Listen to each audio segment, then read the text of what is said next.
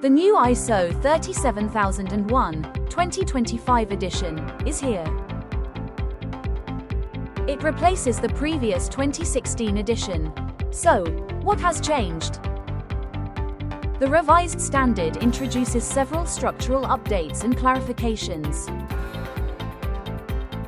First, ISO 37001-2025 edition follows the harmonized structure.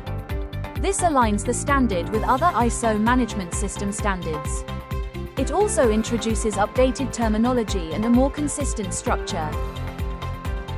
A stronger focus is now placed on anti-bribery culture.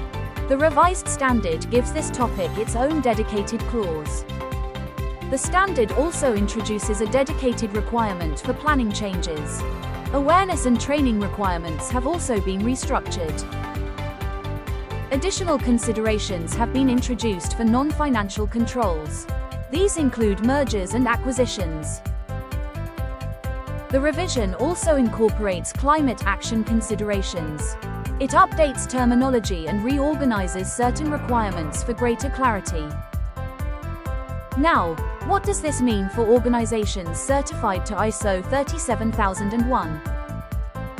The first key deadline is August 30th, 2026. This is the final date for initial certification audits against the 2016 edition. From August 31st, 2026 onwards, all new certification audits must comply with the 2025 edition. The final transition deadline is February 28, 2027. By this date, all organizations must have completed their transition to ISO 37001-2025 edition. After this date, certificates issued against the 2016 edition will no longer remain valid.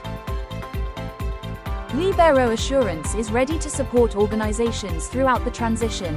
Stay informed about ISO 37001-2025 and prepare for the new requirements.